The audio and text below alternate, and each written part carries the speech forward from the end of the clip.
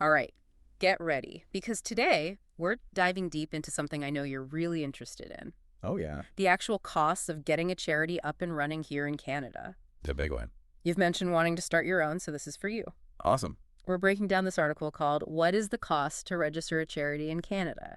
Hey. It's going to give us, hopefully, the full picture Yeah, and maybe some surprises along the way. I'm sure. Let's see what we find. Sounds good. So first things first, when we talk about a charity being registered in Canada, Right. it's more than just a name, right? It definitely is, yeah. What does that actually mean? The big thing is being recognized by the Canada Revenue Agency, Oh, and more specifically, their Charities Directorate. so there's a whole branch of the CRA that deals with this. Exactly. All right. And that registration, it's kind of like your golden ticket. Ooh, I like that. It lets you issue those tax receipts for donations. Very important. And you get some sweet tax punks yourself. Ah, But, and there's always a but, there's always a catch. you have to operate only for charitable purposes, as defined by Canadian law. So you can't be doing other things on the side. Nope, the CRA is very strict about that. So the CRA kind of acts as the gatekeeper to make sure everything's legit. Exactly. It's why the application process is thorough. Okay. And this article really dives into the costs, which can surprise people. Speaking of costs, is there a fee to even apply?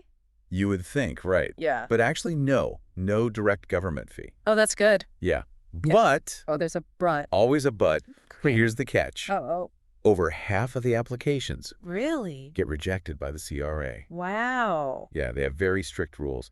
And even a small misstep can lead to rejection. Okay, so over 50%, that's a pretty high rejection rate. It is. So I'm starting to see why this deep dive is so important. It highlights a point the article really stresses, Okay, which is getting legal help. right from the start. Yes, it can make or break your application. So finding a lawyer, Yes, but not just any lawyer, they recommend finding someone who specializes in charity law, makes sense. someone with a proven track record of successful registrations. So the right lawyer? Yeah, expertise like that, it comes with a price tag. I bet it does. What are we looking at?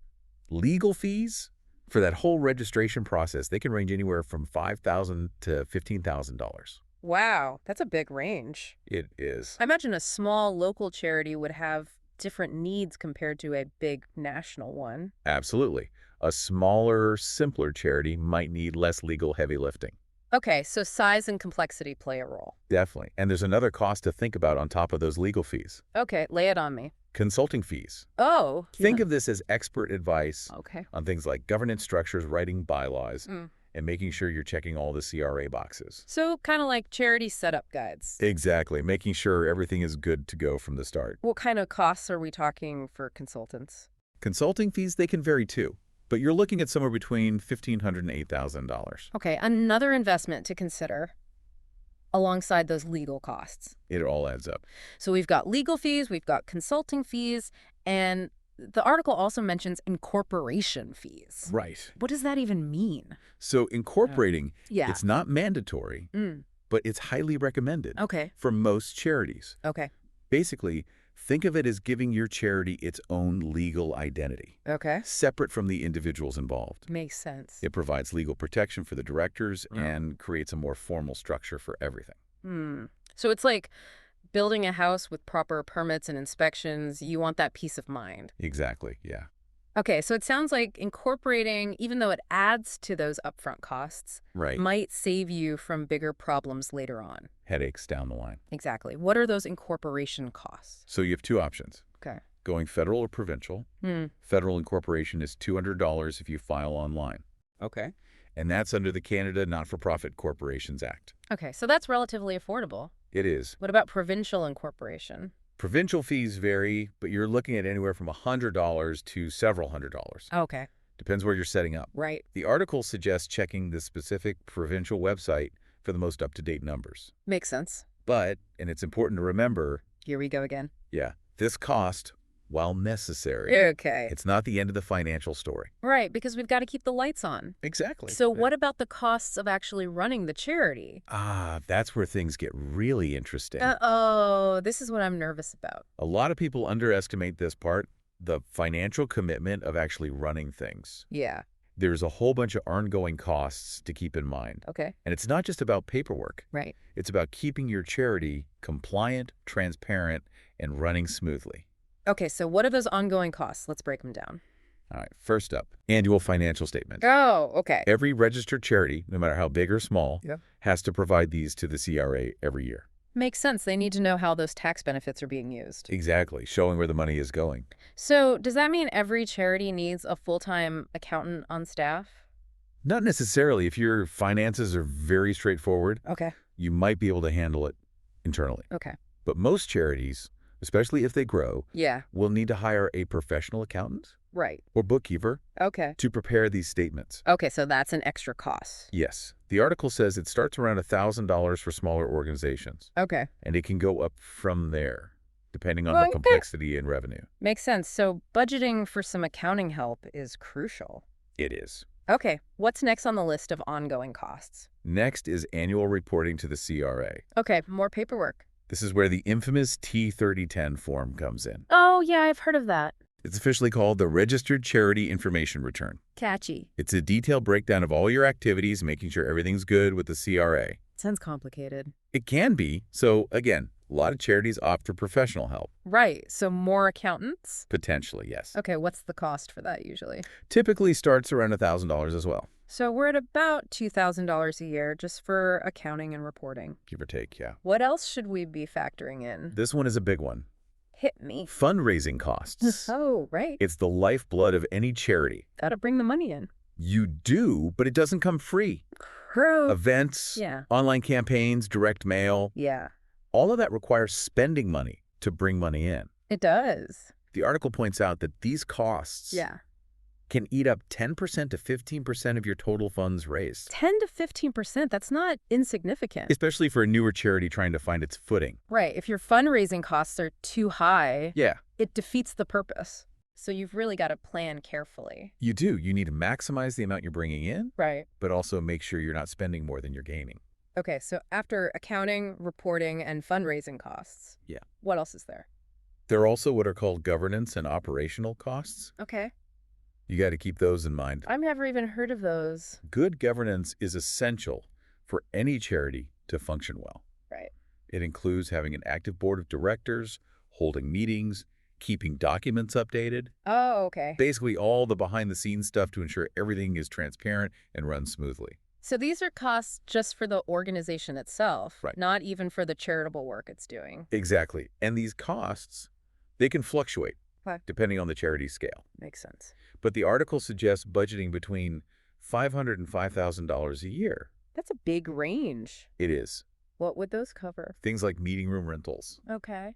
travel expenses for board members, Mm. or filing fees for updating those incorporation documents we talked about. Okay, so lots of moving parts. There are. What's next on the list of these ongoing expenses? Next up, insurance. Okay. Liability insurance.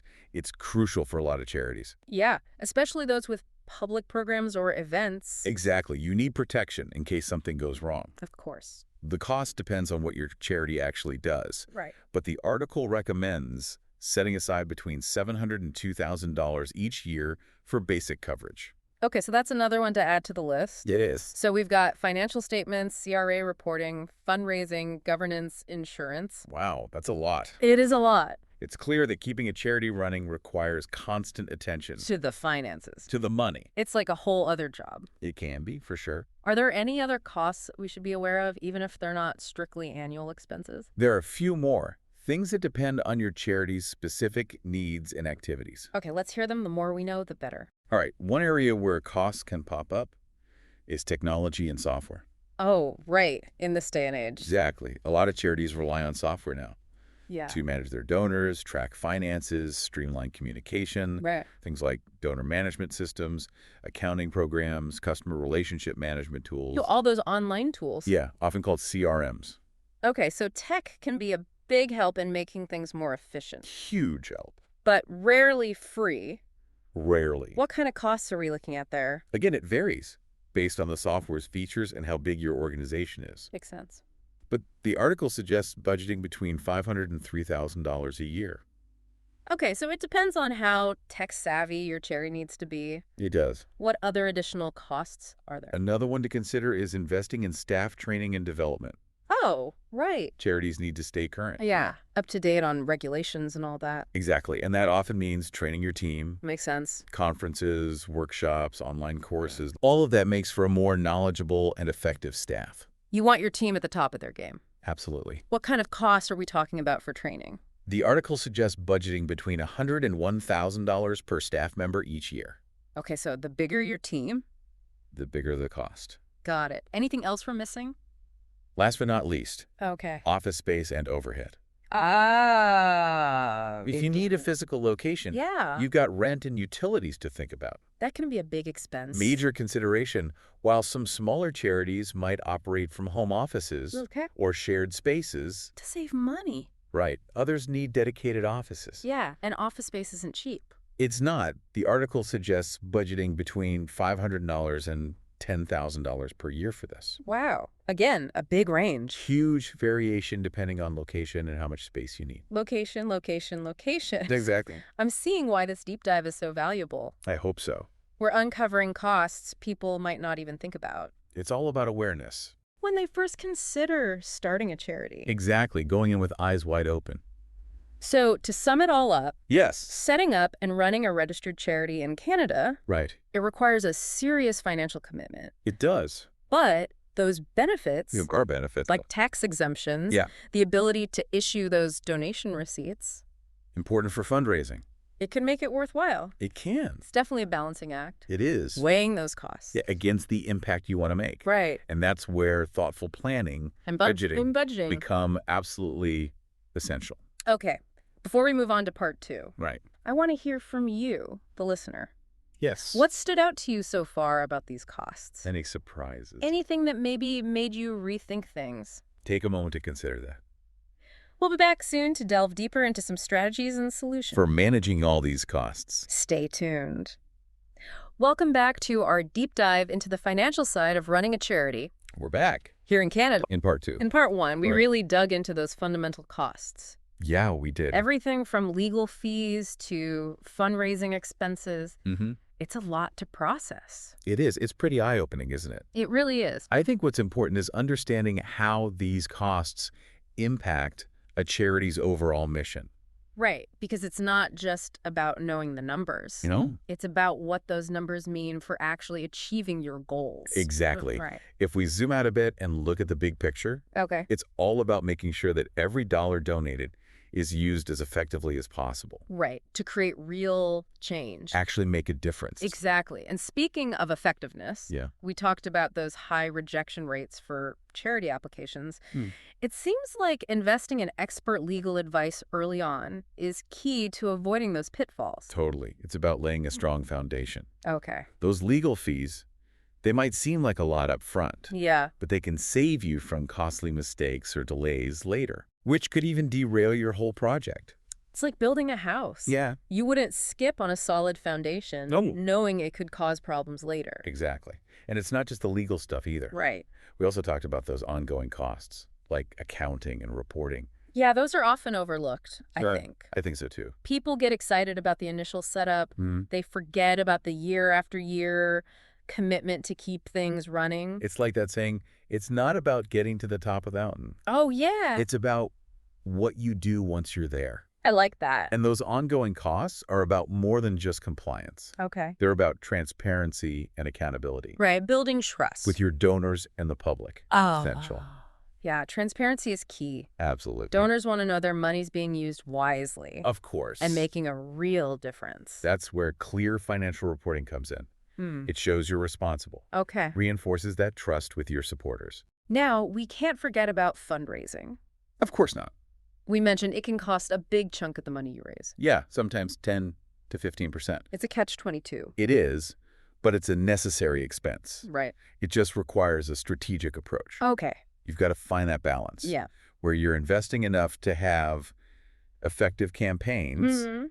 but you're also maximizing what goes directly to your charitable work. So it's not just about raising as much money as possible. It's Yeah. about raising it smartly. Raising it efficiently. And it all comes back to transparency, right? It does. Donors appreciate knowing how their contributions are used, Absolutely. including the costs of raising those funds. And it builds trust. Okay, so we've got legal fees, accounting, fundraising, the importance of planning. Mm-hmm. But there's another layer to this. What's that?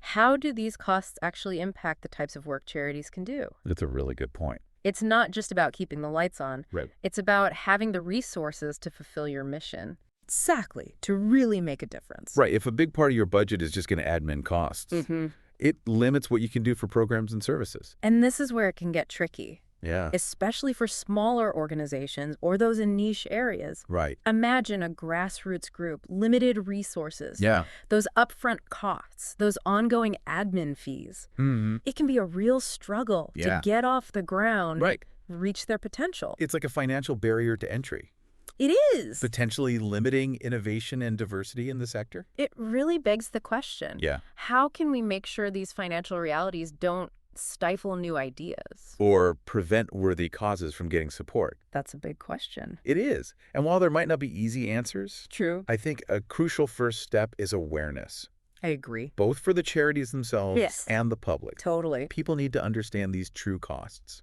It's like appreciating a beautiful painting. Oh, I like this. Without recognizing the canvas, the brushes, the paint. Right. That made it We possible, need to see the whole picture. the whole thing. Okay, so we've identified some challenges, We have. but let's shift gears. Okay. Talk about solutions. Right. What can charities actually do Yeah. to manage these costs Mm. and still achieve their goals?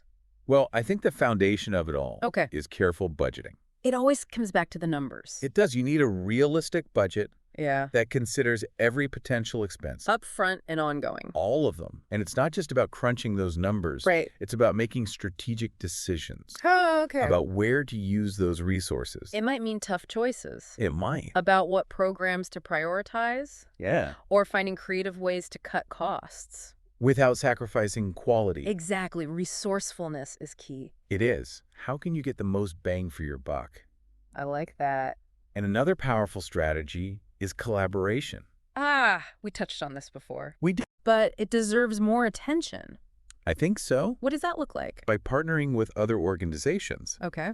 charities can share resources, expertise, even those overhead costs It's a win-win. for everyone involved. Plus, collaboration often leads to more innovative programs. Totally. When like-minded organizations pool their strengths, Yeah. they can achieve so much more. And we can't forget about technology. Oh, right. We talked about the costs of software, Yeah. but tech can also streamline operations, Definitely. reduce admin burden, even boost fundraising. It can. So while there's a cost to investing, Mm. it can ultimately save you money in the long run. Working smarter, not harder. I like that. Okay, we've got budgeting, Right. collaboration, technology, anything else? This one might seem obvious, Okay.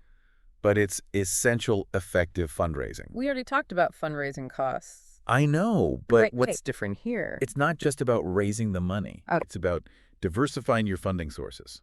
Don't put all your eggs in one basket. Exactly. Yeah. You need a mix of grants, Okay. individual donations, corporate sponsorships, Create a stable base. a sustainable base. Right, for your organization. It gives you flexibility to adapt to Mhm. changes, Yeah. seize new opportunities. So it's about building resilience. It is. Fundraising costs are real, They are. but a solid strategy for bringing in diverse funds. Yeah. It's crucial for long-term success. Okay, so we've got a lot of practical strategies for managing the money side of things. But there's one element I want to emphasize. Oh. It fuels so much of the sector. What's that? Passion. Ah, yes, the heart and soul of it all. We can talk about budgets and spreadsheets, We can. but Yeah. ultimately, Yeah. charities are driven by the people behind them. By their passion, absolutely. It's what drives them to make a difference, to persevere through challenges, Yeah. to create change in the world. It's contagious, too. It is. It inspires volunteers, attracts donors, Right. ultimately makes the real impact. It's the spark that ignites everything else. And that's what I really want to drive home for you, the listener. Yes. Starting and running a charity, it's not easy. It's not. There will be financial obstacles, Challenging. tough decisions, but don't let those things overshadow your passion. Let your passion be your guide Okay. through all the complexities. Yeah. Keep you focused on your goal. Making a difference. Exactly. Now, as we wrap up part 2. All right. I want to leave you with a question. Okay. Considering all we've discussed about these financial realities, Yeah. how can we, as a society, As a whole. better support and empower these organizations Big and small. to thrive and create lasting change? That's something to think about. We'll explore that further in part 3. We will. We'll dive into the broader implications of these costs and some potential solutions. Sounds good. Stay tuned.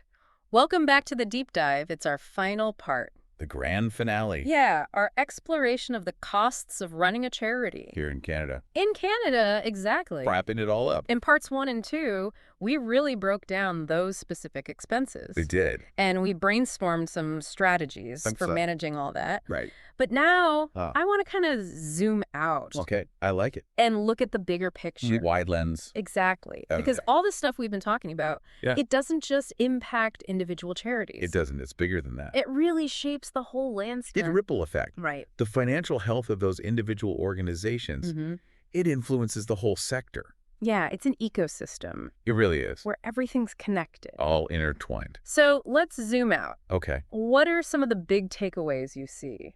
Well, one that always stands out to me is that these costs, they can really create barriers to entry. Oh, yeah, especially for smaller or newer organizations. Especially for them, we talked about that financial hurdle. Yeah. Those upfront legal fees, those ongoing admin costs, daunting for groups with limited resources. It can be really discouraging. You can. Might stop them from even starting. And that's a big loss. It is a loss of potential. Right. If starting a charity is too expensive, we might miss out on fresh perspectives. New ideas. Innovative approaches to solving problems. Absolutely. A diverse and vibrant charitable sector. Yeah. It's so crucial. For tackling these big, complex challenges that we face as a society and diversity. Yeah. It's not just about the causes. Right. It's about the people.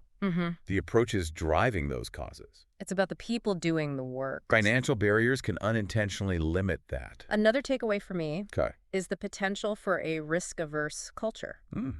Interesting. Within charities. Stemming from a good place, of course. Where's that coming from? The need for financial compliance.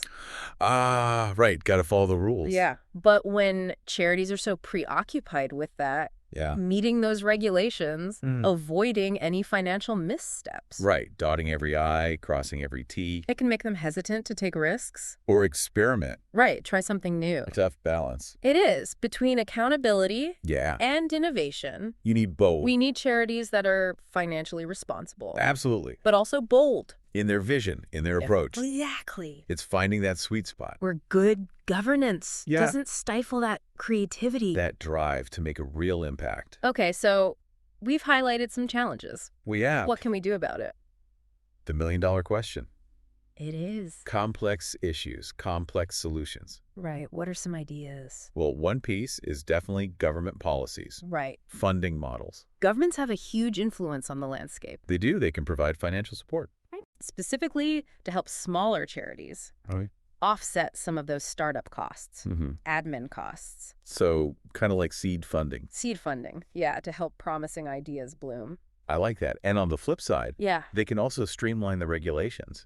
Oh, that paperwork. Lessen the burden. Free up resources. So charities can focus on their mission. Exactly. Imagine if navigating all that was simpler. Less time-consuming. More time for actual impact. Less paperwork, more change-making. Okay, so government support is key. It is. What else?